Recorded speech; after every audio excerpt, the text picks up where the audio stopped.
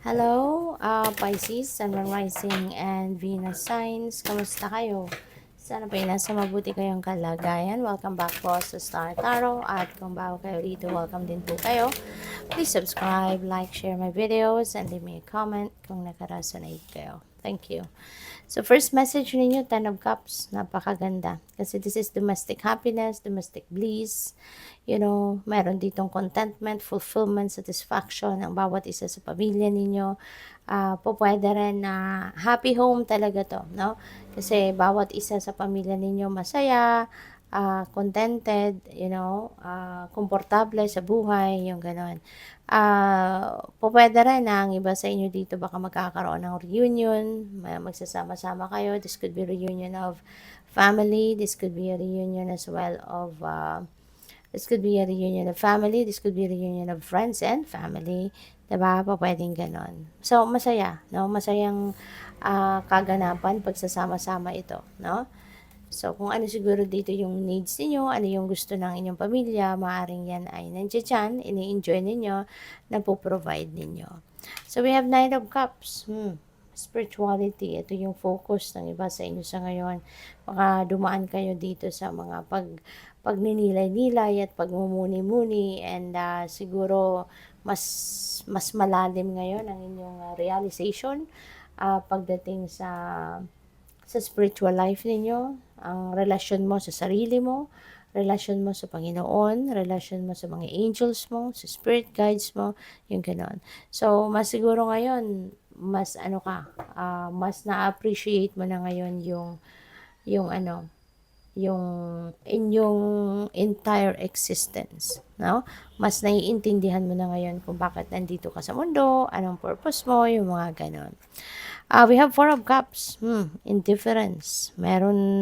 Parang meron tampo kayo na ang iba sa inyo, no? At least, Pisces, baka meron tampong nararamdaman. Maaaring tampo yan sa universe. Tampo yan sa mga kasamahan ninyo or kung kanino man. Parang nabibwisit, no? Ang iba sa inyo. Baka merong sitwasyon dito na hindi nangyayari or hindi nangyari according to your plan, according to your will. Kaya merong indifference kayong nararamdaman, no? So, yun ang napipick up ko dito. Parang merong inis, no, na nararamdaman ng iba sa inyo. So, tingnan natin kung ano pa ang kaganapan for Pisces. We have Dharma unfolding. Remember that you are on a path. Take one step at a time to happiness. Okay? Kasi, 'di ba? Kung sabay-sabay nating kung sabay-sabay nating ginagawa, no? Kunyari, meron tayong mga projects at sabay-sabay nating ginagawa 'yan, 'di ba? Mas less likely yung yung pag-achieve natin sa mga 'yan kasi mahirap, 'di ba? You can give your 100% sa bagay na yan. You can't give your 100% sa ano na yan, sa project na yan.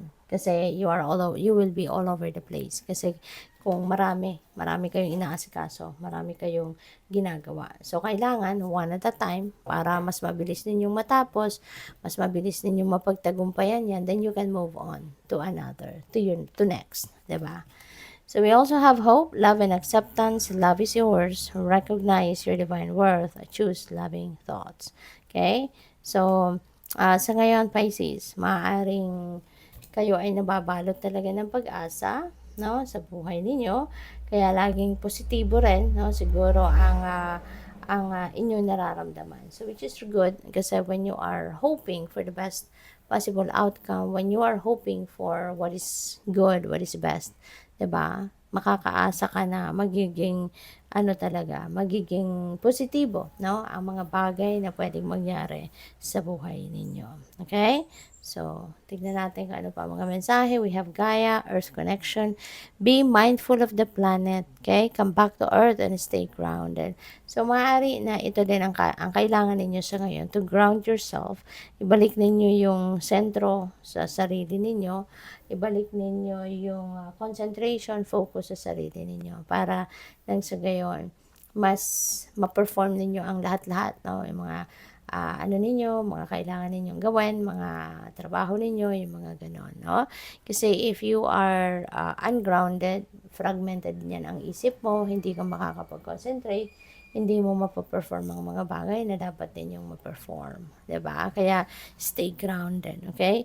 Ano, kailangan na kayo ay tawag dito, makapag-isip-isip, makapagnilay-nilay, makapagmuni-muni, okay? Para na makabalik kayo sa sentro ninyo. Alright? So good luck sa'yo. Thank you for watching. Love and light. Namaste.